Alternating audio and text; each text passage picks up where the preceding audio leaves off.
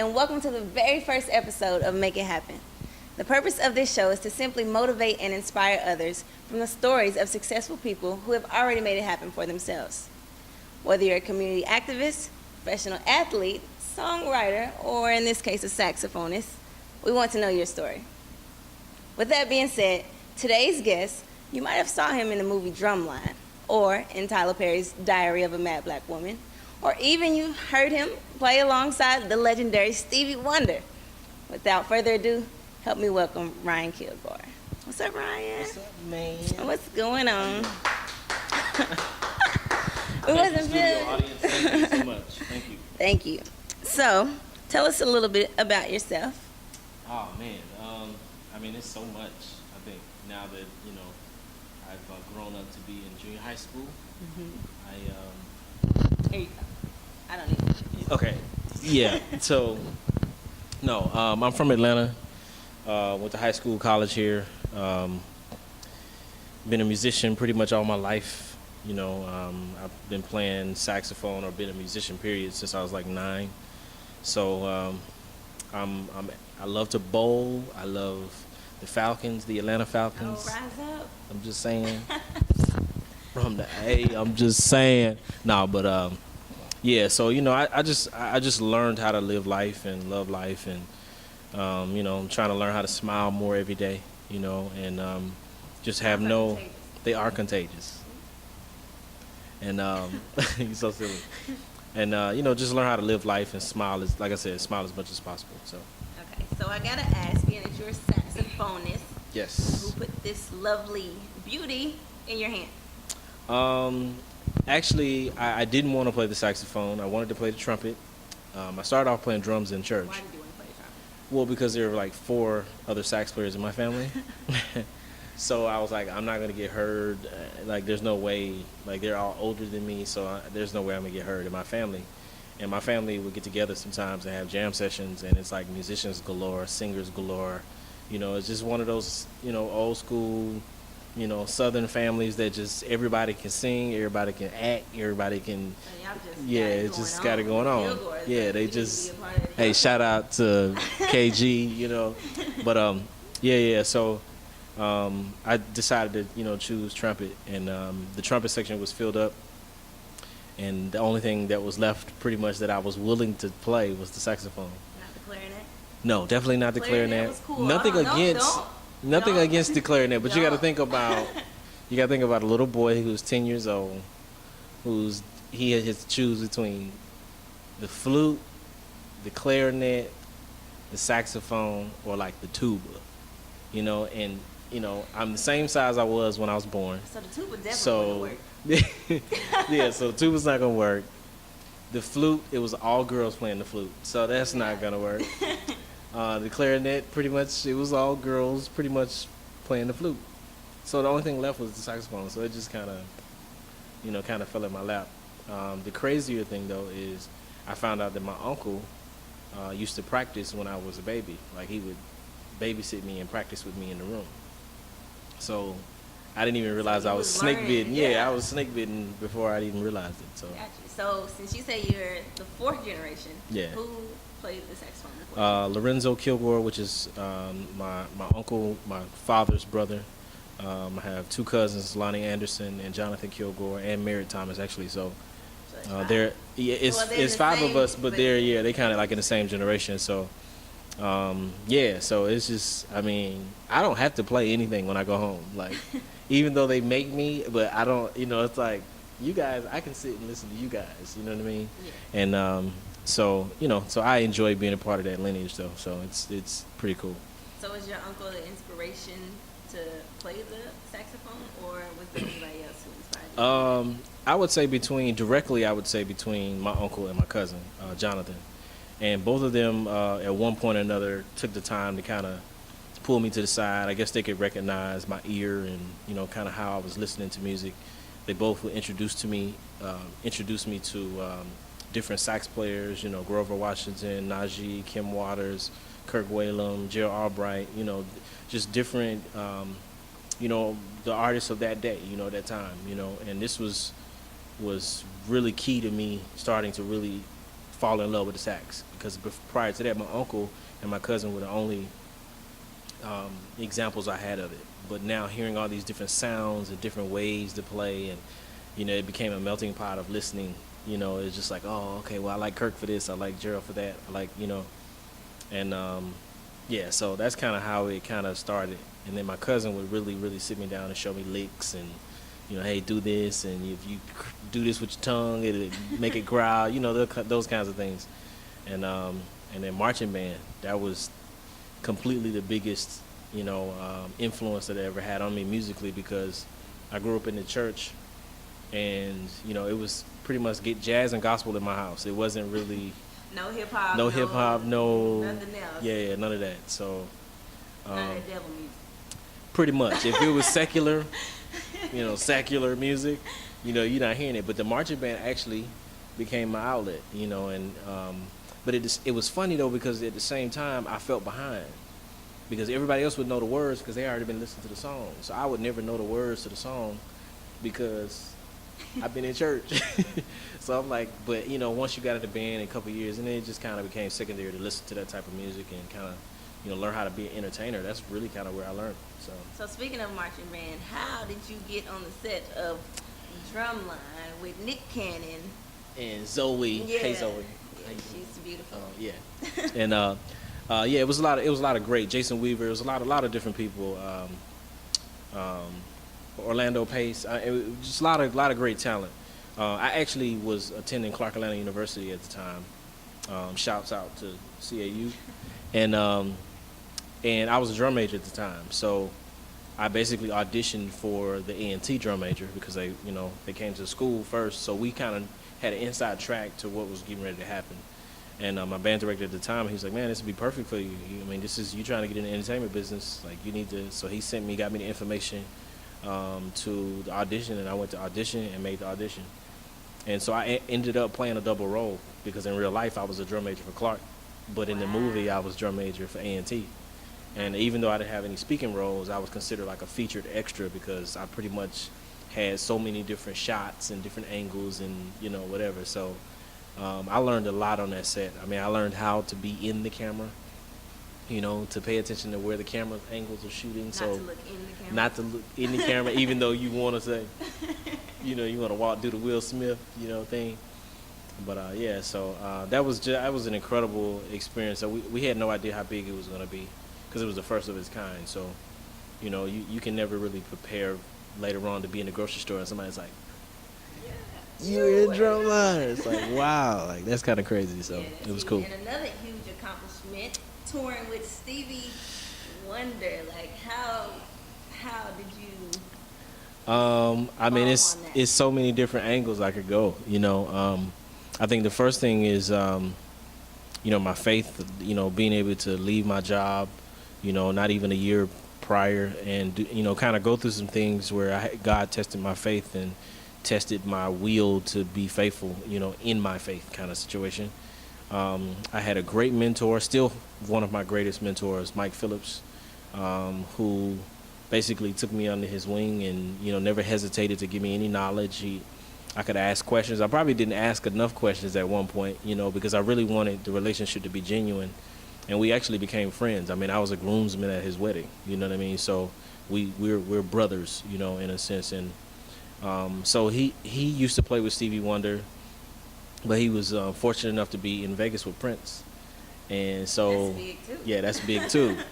And so Stevie called in the middle of that run that they were doing in the residency in Vegas, and he couldn't do 6 dates with Stevie. So I don't know why he chose me. You know what I mean? Like it definitely, because there are a million sax players in the world. When I say there are a lot of sax players, he could have chosen anybody to fill in for him or whatever. So, but again, it goes back to the faith aspect of wow, like I jumped out there and God kind of pulled me out, and so I basically had to fly to Vegas and learn the parts, meet up with him to learn the parts. To practice? I had 1 day to practice, and then I had a 3-day rehearsal. So the rehearsal was pretty much like my audition. Like, all right, we're gonna stay here for 3 days, and if he good enough, then we'll take him with us. You know what I mean? You stayed, you here? I did. So that was an incredible experience. So. Okay. Well, we're gonna switch it up a little bit. All Remember right. at drum night, where I interviewed Brian Andrews. Yes. What's up, Brian? What up? But there was a segment where I asked him about music. Like he said his music is feel good music. So I have to ask you, what is jazz to you? Like, how does it make you feel, think, like? etc.? Well, I think jazz is like the best kept secret because jazz can go anywhere. It represents freedom. Nobody's ever offended by jazz. Nobody ever says, turn that jazz off. You know what I mean? Like, You have a point, you do. you know, you can play it in the elevator, you can play it on the boat, you can play it in the library, you can play it at church, you can play it at a football game, you can play it at basketball. I mean, it represents freedom. And being a musician, period, being an artist, you know, in terms of your craft or whatever it is that you do creatively, it represents freedom. You know, you don't have to be on somebody else's watch about what you do for your life and love and whatever. So, yeah, so jazz kind of gives me that, you know, that freedom to kind of be who I am. And I think it's gonna turn things around in the music industry. Oh, why do you say that? Because again, we can go anywhere, you know, and you need people that can go anywhere because sometimes positiveness and goodness and love and joy and all that stuff needs to be everywhere. You know what I mean? Yeah. And so that's why I'm excited about being a jazz musician. So you'll have to disagree with people saying that jazz is a dying genre. I agree/disagree. I agree because they're right. It is dying, you know, from a stance of the traditional way that people listen to jazz. You know, from the radio, most metropolitan cities don't have a jazz station anymore. We're lucky, you know, here in Atlanta to still have 91.9, but it's not necessarily considered a commercial, you know, outlet for jazz. And so with all that gone, you know, now it just means that we have to get more creative because that's what we do. That's what artists do. That's what people of creative minds do. We figure out ways to create more things to give us, you know, the same opportunity or a better opportunity to reach the masses.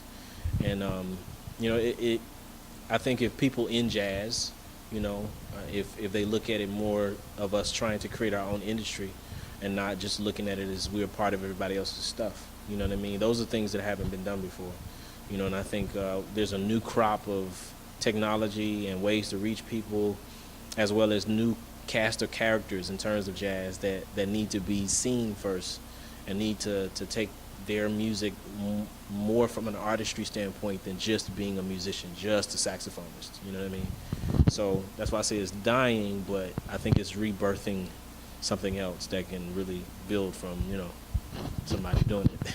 Speaking of rebirthing, you're birthing an album right now, aren't we? I am considered musically pregnant. Yes, we are. Wow, yeah, I've been working on this record for about 2 years. Wow. Is it almost finished? It is almost finished. I do have a single out called 2:16 a.m. and it's basically the birth, the time frame that I was born, which I was born on July 4th. So Independence Day. yeah. So my mom used to have this thing where she would never call me at midnight. She would always call me at 2:16. And so I just decided this year was going to be the year that I released this record, and it was going to be like the rebirth of my music. And, you know, I put out a couple of records before, Conversation with Love and the sax tape. But with this one, this is really all of me right now in the moment of everything that I'm dealing with right now in my life, good, bad, ugly, and different. It's all right there on the table, you know, and that's what I love about the record. So it's like, well, why not try this? Why not do this? Why not? Maybe we should do it that way, you know, just because. So hopefully you guys will enjoy my baby. They will. You know. They will. So once you give birth, to yes. it, yeah. I will let you know when the Braxton Hicks start musically, you know. So do you have a favorite track on the album? Do I have a favorite track? Well, there's two. Okay. There's two that are sticking out to me, but they're all different, you know, in terms of why I love each one of them. But these particular two, one is called Morning After Sax, and this is the beginning of something that I'm getting ready to do later with some other things. But it's just an introductory to where I'm gonna take my jazz and how I want to express it. But it's a feel good love song. This is that song that I'm gonna challenge some fellas to be romantic and kind of woo they woman, a little bit. Ladies. Yeah, so we gotta switch up the game a little bit. And then there's another one called Can You Imagine? And Can You Imagine is basically a simple question. Can you imagine him giving you something that you can't imagine? And if you believe in God or whatever, then you know that He said He'll give you more than you could ever think or imagine. So I struggle sometimes with the mustard seed aspect of faith, because We all do. we get taught to have mustard seed faith. But when I left my job, I realized that mustard seed wasn't going to get me to where I was trying to get to. I had to have some faith way bigger than that to leave your job and hope that your gift will make room for you, because that's what He said it's going to do. But if you never put yourself in position to do that, then you never can say, oh, this works. And faith does work, because I'm sitting in front of you right now. And I did not know this was the first edition, by the way. So congratulations on that. Hey, I'm glad to have you on the show. Yes, thank you. I'm honored. So, can we hear some tunes from Beauty? Hi, Beauty. She was named tonight. Beauty. I gave her that name. Beauty is her name. Shout out to music. Drew Hill. Yeah. So look, Yeah, I was about to say music. So shout out that. But shout out to music too as well. Okay. So I could play something from the sax tape, and I guess just to explain the sax tape, I basically have a movement called Changing the Face of Jazz. And it's really not about me. It's more so about changing the listener's face. Not always promoting music to an older audience and always, it's grandmama song, whatever. And that's not to take away from that group of people, but, jazz can be young and hip and all that kind of stuff. So maybe I'll play a couple tunes from that, or just one or five, or I don't know. Or however many you like. Ryan Kilgore, everyone. I don't know what you're talking about. See, this is a weird seat.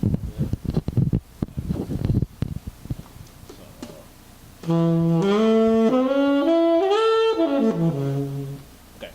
Thank you.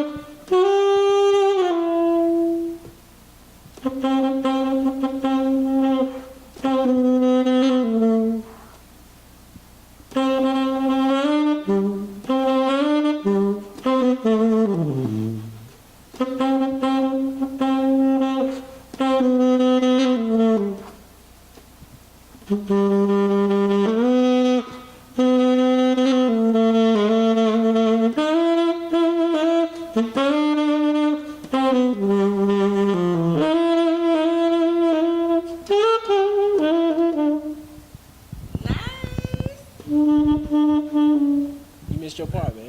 I'm sorry. I was not about to sing for you. At But that, all. you supposed to participate, man. I wasn't in the family, the Kilgore, talented, gifted. No, not me. I know you know that song. I did. And I was singing it in my head. Right. But if you was at the Usher concert, It's two You different. was saying- If no Usher, camera. if Usher, see, we're not even gonna get on it. We're not even gonna get on that. But I appreciate you playing this song for me as well as the other viewers. Is there any advice you want to give to any jazz musicians that are trying to make it happen in this world today? I mean, I guess I can say it to everybody, not just jazz musicians, but you listen to yourself more than you listen to anyone else in the world. And when you accept defeat out of your own mouth, then you've already lost before you began. Like you can't start something if you already don't believe in it, And sometimes it's okay to be drastic. It's okay to be wild. It's okay. And when I say that, I mean in your faith. You know what I mean? I have a friend of mine who we're getting ready to start working together. So we're going skydiving to commemorate our partnership. Because if you're willing to jump out of a plane with me, that means you're willing to go anywhere in this world. And sometimes you have to do it in the physical so that it happens in the spiritual, you know. And I'm not saying to everybody to go skydiving. You know, that may not be I would you. have to pray about that one. Yeah. But I mean, for me, that's something that's like, okay, you know, let's if you really my partner, then let's go do something drastic. Because then any other situation that we're in, I know you got my back. I got yours. Because we got that one moment that nobody else can take away. You know, and just really just follow your dreams. Like, don't ever let anyone or anything or anybody's opinion, because God gave you the gift, not anybody else. He gave it to you. That's why especially yours. And you're the only one that's really going to know what it's for. You know, most people, you know what I mean? Like, they kind of, they're okay with someone telling them what to do with their gifts. And I'm like, I don't function well like that, you know? Like that. You know, and I have to be led by my gift and led by, you know, what's in me, you know. So that's the thing, man. Imagine this is a mustard seed, you know what I mean? And this is very small. It's a lot of space around this mustard seed. And if you can grow your faith, now if you get pushed to the ground and you get beat up in life and that's all you got, then that's one thing. But don't be walking around with this type of faith and then be looking for a handout. Nah, it don't work like Yeah, you got to. I mean, it got to be everywhere. Your faith has to be present everywhere you walk. You know what I mean? So, let me not take over. Sorry. Well, thank you for that advice, and I thank you for coming on the show on Make It Happen. Thank you for inviting me. Ryan Kilgore, everyone, and just to let you guys know, always make it happen and let the world know. I'm Shavon. Talk to you later.